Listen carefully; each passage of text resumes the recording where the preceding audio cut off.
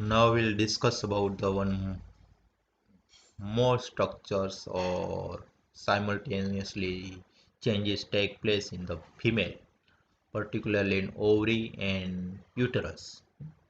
Whatever we have discussed in previous topic was the oogenesis. Oogenesis is the process actually start from the before birth, but its prophase stage is completed at the end of ovulations, and ovulations is take place at each and every ovarian cycles. And at, if this process is completed, meiosis 2 is completed if the fertilization is take place. Now important changes take place here. The fertilizations is not take place in each and every ovarian cycle. That means at the end of the each ovarian cycle all the processes fall down, and due to this the physical manifestations is take place is the menses or menstrual bleeding. This is known as MC cycle. So you must know the difference between ovarian cycles and menstrual cycles. You will be learn about the more detail about menstrual cycle in physiology also, but at present I like to say the difference between ovarian cycles and menstrual cycle.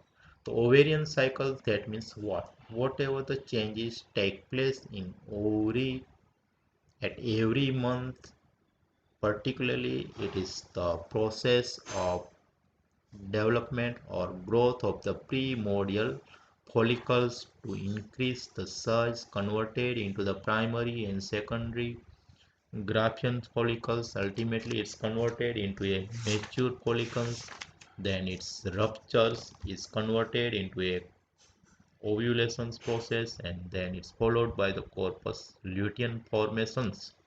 This process is take place each and every cycle is known as ovarian cycle. But simultaneously hormonal changes and effect of hormones will take place on the endometrium of uterus, and because at simultaneously endometrium is prepared for the fertilizations and development of embryo, but at, we know every times it's not possible. That's why at end of the cycle there is disturbance of the hormonal changes which followed by the process is known as menstrual cycle. So menstrual cycles we can divide into the four stages. Normal menstrual cycles is normal females is considered as a 28-day cycles, and in embryology everywhere month 1 month we considered like a 4 week or the 28-day cycle, but it's maybe 2 days less or 2 days more, but theoretically we considered for the 28-day cycle is divided into the four parts. First, menstrual phase, initial four phase where menses is start and end. Second, there is repairing of this process, repairing of endometrium. After the erosions and bleeding from the endometrium, this rough surface and glands deep to this and epithelia start to healing, and then again the proliferative changes are take place is followed by 5 to 14 days. Again the third stage, it is known as secretory phase. Secretory phase is almost start on the third week. Secretory phase we can say it is the phase after ovulation, means it is preparations for the next fertilization phase. And last phase is premenstrual phase. If fertilization is not take place, that means all the changes are hold down. It's again follows the premenstrual, and premenstrual is goes to menstrual phase. So they are the physiological four phases. But these phases, how can physiologically we can demonstrate how the hormones are affect the, we know hormones, gonadotropic releasing hormones. These hormones are secreted from the pituitary glands and its effect on the ovary. So initially, after the puberty, fol- follicular hormones or gonadotropic releasing hormones. One of these hormones is known as follicle stimulating hormones, means its effect on the follicles in ovary. That means in ovarian cycle. In ovarian cycles, follicles are enlarged gradually into the so many differential developmental stages is known as follicle stimulating hormone. This follicular stimulating hormones is controls the menstrual phase, initial phase, and another one hormone secreted from the theca interna is known as estrogens. The estrogens as well as follicular stimulating hormones. Then another second phase during which the glands are enlarged in size as well as the follicles are also enlarged and ultimately is mature follicles under the effect of estrogen is enlarged and reach up to the 14th day where there is the optimum level of luteinizing hormones is known as LH surge, and during what happens, this Graafian follicle is ruptures and O is comes outside. It is known as ovulation. The ovulation is the end of the second phase, and first 14th day of menstrual cycles is followed by the 14th day. Then after the ovulations start the secretory phase. Glands are more enlarged. There is collections of the glycogens as well as the fluid amount in this uh, phase, and endometrium is comparatively becomes very thick. Now one more structure is develops in ovary is known as corpus luteum, and corpus luteum is start to produce the one more hormones is known as progesterone. This progesterone is against its effect is on this menstrual cycles controlled by this cycles, and then after that, due to the absence or there is no fertilizations, there is no need of this all the preparations, and is again followed by the progesterone secretions is premenstrual phase, and then most superficial layer of endometrium is slug off or is going along with the small blood vessels is known as menstrual bleeding. So this is menstrual cycles, different phases of menstrual cycles, hormones controlling the menstrual cycle, first two phase or the up to ovulations followed by under the control of estrogens, last two is under the effect of progesterone.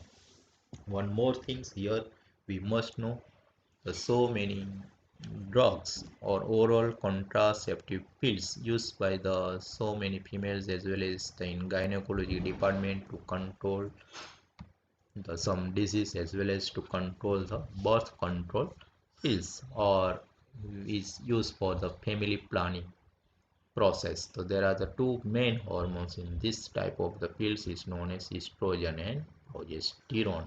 So these two hormones which regulates the menstrual cycles. Next we'll learn about the ovulations and corpus luteum. This process is actually take place in ovary under the ovarian cycles. So which are the different stages take place? Here we can see the primordial germ cells surrounded by the single layer cells. It is known as primordial germ cells. Now this follicular cells initially was the flattened is converted into a elongated cuboidal and columnar single layer cells. Now further development, there are the so many granular cells are surrounding the developing ovum. Now there are the one cavities is developing.